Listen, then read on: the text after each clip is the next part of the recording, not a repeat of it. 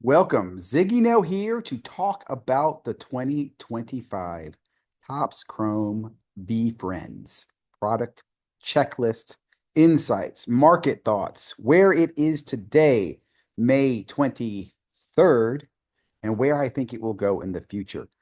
First of all, this video is made by ZiggyNo. These are my opinions, my thoughts, me, no one else. Second of all, I am not paid, sponsored by anyone to put this video together. This is me putting this together for several reasons. One, I'm documenting this. I want to be able to come back to this in the future, look at it, and see how right or wrong I was. Second of all, I really think there needs to be a piece of something out there that really educates the public from an unbiased opinion on what exactly this product is and why it is desirable to many. And I'll go from there. Okay.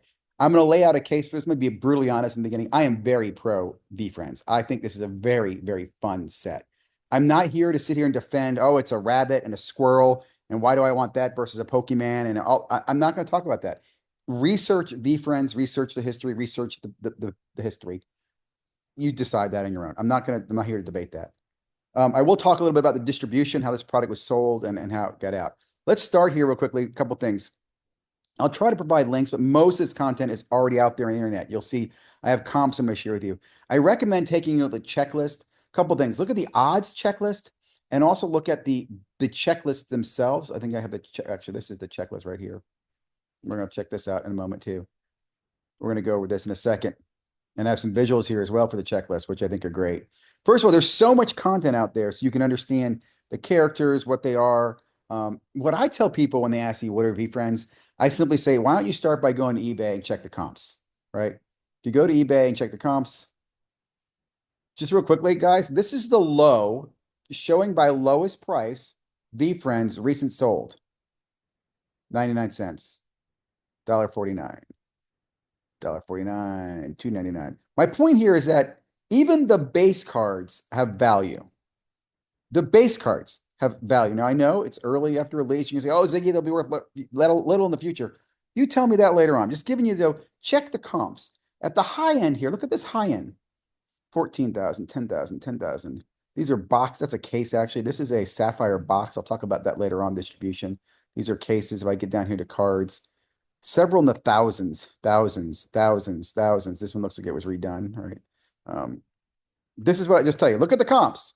Look at the comps first, and none of those, by the way, are PSA graded multipliers yet. Going back to the checklist, going back to here, let's start here first. What I like about this is that there are actually 100 characters out of a 250 potential checklist. I knew nothing about these characters. Do you need to know them? Yeah, you should understand which ones are more popular, more desirable. Look at the comps to figure that out. The Black Cat is the most desirable character in the first 100. You get a breakdown of the two products that are available, Hobby Box and Blaster. I'll tell you this real quickly. The Blaster boxes are definitely the better value opportunity. I mean, by far, even at the inflated aftermarket prices, the Blaster boxes, in my opinion, still have the best value, dollar for dollar. I'll also say this too. I think the Hobby Boxes have the best value for any current hobby product I've seen in the last few years. Definitely if you got them at the early prices before the inflated prices they're at right now. So a couple things to point out. Hobby has the refractor only. So when you see the refractors, the shiny only, no numbered, those are hobby boxes only. Blasters use the yellow only. They're yellow refractor. So there's your two refractor types. You'll see that here. There's the yellow and there was the base, which I think is actually cool. There's a good checklist here that goes over the different waves that we have here. In fact, let me go here real quickly here. You're going to see here, you've got your base card, your refractor set, yellow set. You can see your pack odds here. Basically, a refractor is one every other pack, and the yellow is one every other pack. So in a box of 8 packs, you're getting 4 yellow refractors in the blaster boxes. So in a blaster box, you get 4 yellow refractors, and you are going to get 1 extra hit. Okay. In a hobby box with 18 packs, you should get 9 shiny refractors plus 3 hits, plus 2 mangas. So not a value here. As far as the numbering system, you'll see here they have shimmers, ray waves, wave refractors. This is number 250, I think 199, 150. Then your greens are 99, pink 75, gold at 50, orange are 25, purple 20. Purple are hobby exclusive, hobby only.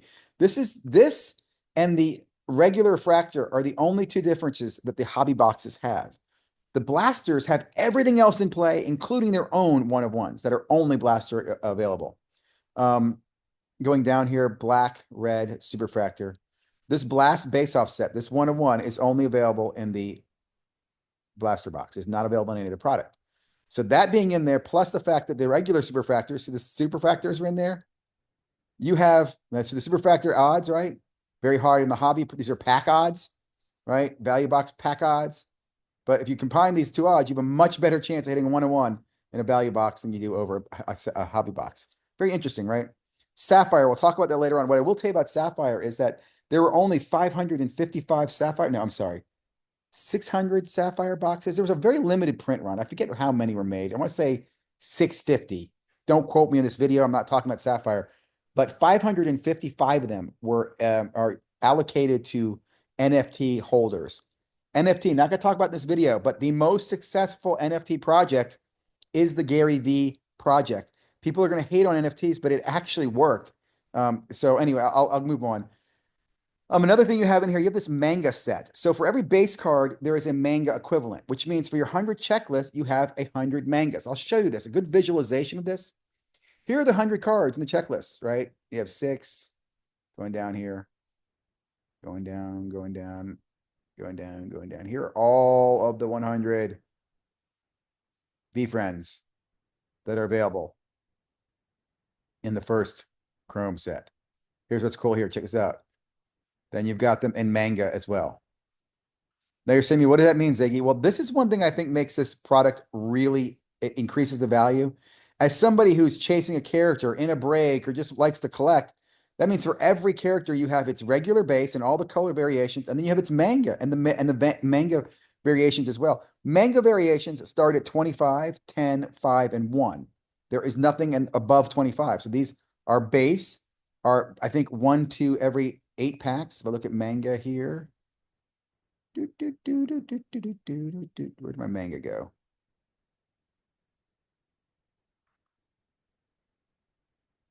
One in every 8 packs. One in every. I want to point this out here. See the sketch to screen? One in every 9 packs. Manga, one in every 8, which means there's probably 2 per hobby box, sometimes 3. On average, 1 per. Are they in the mega? Are they in the no, on the value boxes, they're 1 per 24 packs. So 1 per every 3 boxes of manga. But that manga actually adds some value. Let me show you that, guys, real quickly here. Check this out. This is ended recently. So when you see recently, these manga cards, right? There's 2 per hobby box, 1 in every 3 blaster boxes. They have 10, 20, $30 of value in their raw state, and they sell fast and quick. Depending on which ones they are, some of them sell better. That one was way under at $19. That should have sold for more. Look at this one. That's a manga to 25. Look at that, 345. Look at this one, to 10, $600. These manga things sell very, very well, dude. And again, if I go back to this checklist here, I have the base and I have the manga. I also have this whole Entrepreneur Elf set here.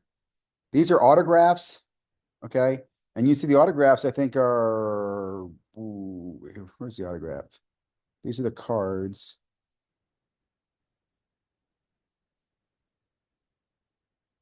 There they are, autos. Down here. 1 in every 390 packs. But these Entrepreneur Elf cards, right? I'll show you those too, by the way. Let's look at the Elf autos. Oops, that's not it. Here we go. And these are actually, I think, just base autos. I haven't seen, here's another thing too, guys. A lot of the cards I've seen pulled have not transacted in the hobby yet. They have not sold. Like none of the color are here in the sale list here and recently sold. And this is sorting from, highest to lowest. Same thing about, check this out. And let me just quickly go back to here. I want to show you this. What makes this set, when I talk about set, you have a strong base checklist here with this part. Then you have this manga set that backs it up. You get another 100 card checklist, which is basically repeats of the same characters. You have this elf checklist. You got the sketch to screen, which is undervalued in my opinion, because it's just as rare as the mangas, and it's not getting the same love, in my opinion. You have these VeeFriends. You have several variations. You have this 1975. You have the Y2K. You have the Erupt. and you have this game on. I don't think I pulled the game ons up. I think that's the one I did not do. Okay, so let's look at these real quickly. Just think about this. And let me show you their pack odds too. Okay, so very hard hits. These are not in every case. People talk about, are there case hits? No. A case will typically have two or three or four of these big hits. And what I mean by big hit is this. Okay, no, that's not a big hit. This is a big hit. Sketch cards. These are the higher end sketch cards. These are the ones that first sold.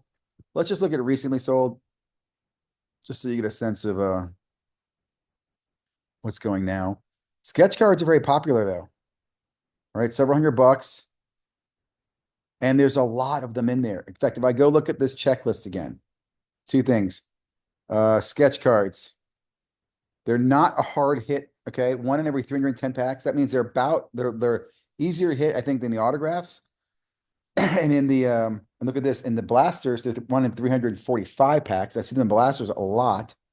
The blank sketch are these Gary V ones. These are very, very hard to hit. Very, very hard to hit. Those are really big money, man. Okay, so you've got those sketches in every chase. Then you've got this Y2K cards. These, look at the black cats are going for big money. You got the vampire, the wolf. Again, a little exclusive checklist. Not everybody's on the checklist. Let's look at recent so you can see recent ended recently, not just the top ones.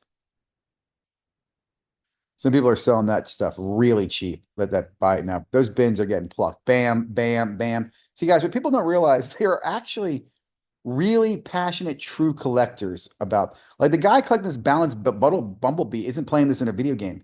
He's a collector of the balanced beetle. Okay. He might be grading it or whatever, but people they misunderstand that. A couple of things I want to talk about. Okay. Here is the 1975. These are the 1975 inserts. They're like baseball cards. Fearless Fairy is a big one on here. Let's look at some of the top ones. Let's look at most recently. I want to talk about something. So distribution, people want to talk about this product. Gary Vee did a very good job in making the product, I think, a very rich product as far as the value in it. You can see these 1975 cards have actually come down in value, but still, they're still, a couple $100 a piece. These are normally one per case. Probably the most common insert of a group. These iconics. Let me just show you this. This is the only iconic that's sold so far, and it binned at $800. I don't even think these things get listed. These iconics are absolutely gorgeous cards. Like they don't even come up. They don't even come up, man. Let me show you real quickly here. Here's the Black Cat. Okay, Black Cat, very, very popular character. The Alien, Black Cat, Black Cats. There's the 75s. These are the Erupts. I'm gonna show you those in just a moment. Where am I going? Game On. I don't think I have the Game On. These are thick cards, but they're made like little Game Boys. Don't you dig those? Those are pretty cool too. Look at these. These are the iconics. They're stained glass cards. People aren't selling them. I mean, they're not, I don't see them getting listed. These things are being hit and people are not cashing them out. These are the Y2Ks. I haven't seen any Lions yet, dude. These, I think, are the most underrated sketch to screens. These are not selling as high, and I don't think people appreciate them as much. That's fine. Everybody each of their own. Here are the different Gary Vee guys, what are the influencers. Here's some of the sketches. I mean, just absolutely cool product. Oh, here's another cool thing about this. So in the Black Cat, you have different variations. You have, I think, 5 or 6 different short prints, right? Look at this. They even tell you the information. They give you complete transparency. Green, limited to 400. Found in this many boxes. Red eyes, blue eyes, purple eyes, white eyes. Unnumbered, base version. And when you add all this together, when you look at all these different comps here, okay, when you look at, you got these 1975s, you got, what was I showing here? These are just iconics. Oh, and there's no iconics listed. There was only one that sold. Let's look for Game On.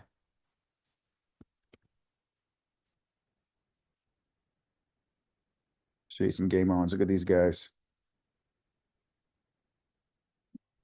Okay, so when you got a product that has this many variations of inserts, collectible inserts, autographs, here's the Erupts. Look at these things, man.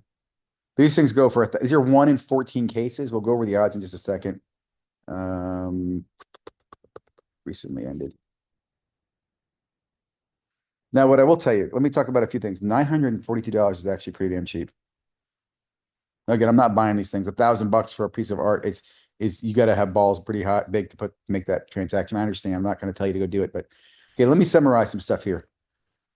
VeeFriends, great checklist here. Goes through the 100 players, 100 base players. Also really valuable here. Seeing the inserts. Here's the 75 variation, sketch to screens, the mangas.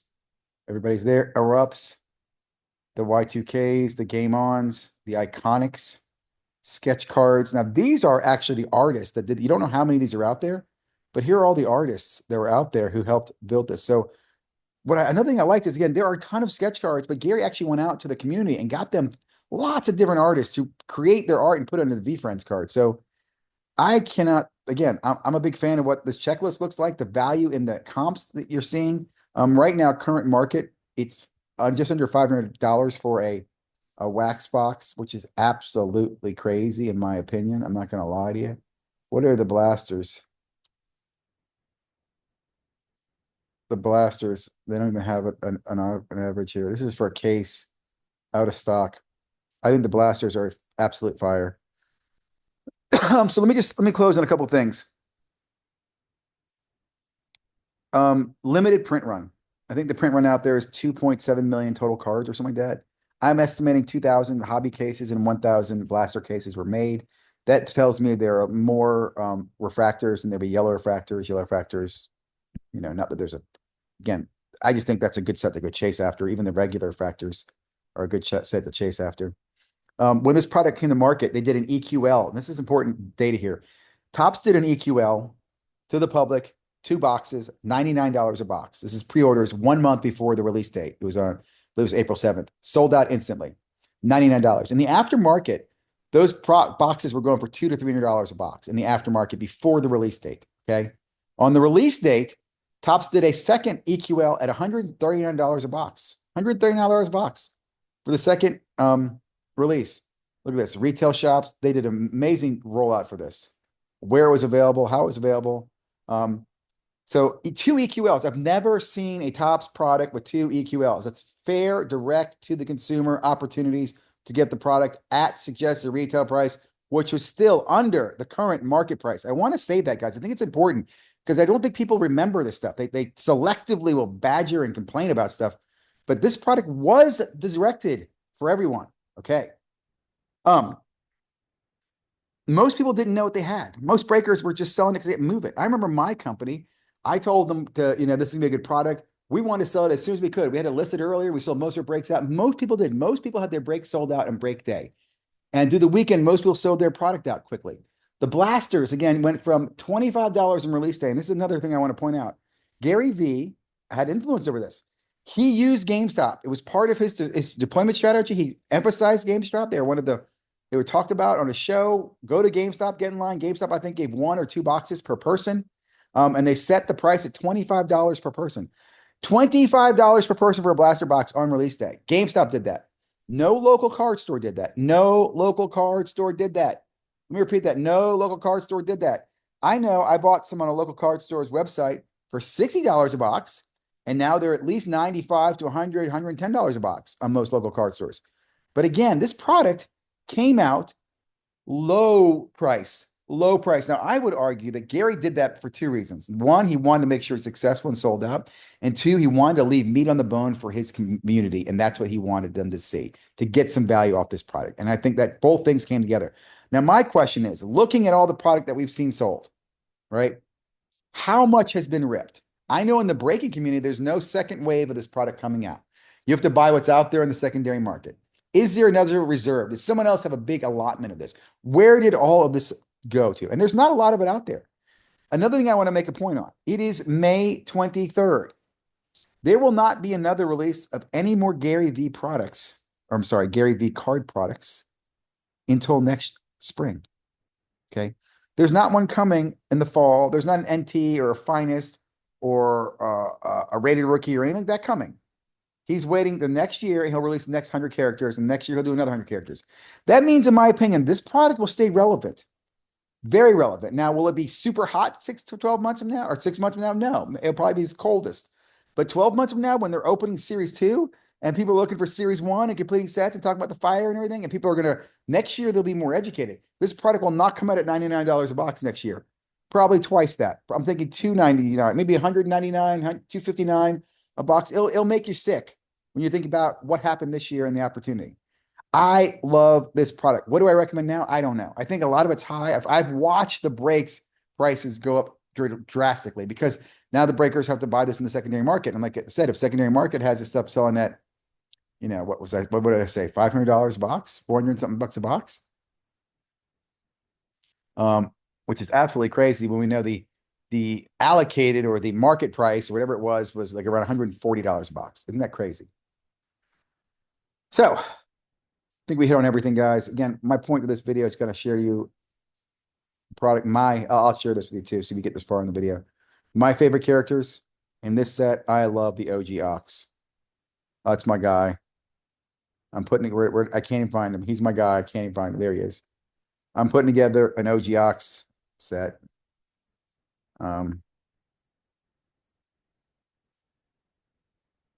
Big fan of OG Ox. I like the alien. I like the black cat, but they're all too much money for me to PC them. I like the crab, the cowboy, the elf's a good one too, man. Absolutely love this product. Love to get your feedback, your thoughts, comments. And again, I'm not trying to sell you on this. In fact, let me just be clear with this. I'm not trying to encourage anyone to go out and buy this product. Do what you want to do. I do think it's a good model product to look at, how it was designed, the hit rates, the ratio, the checklist. You can calculate pretty much everything from this checklist.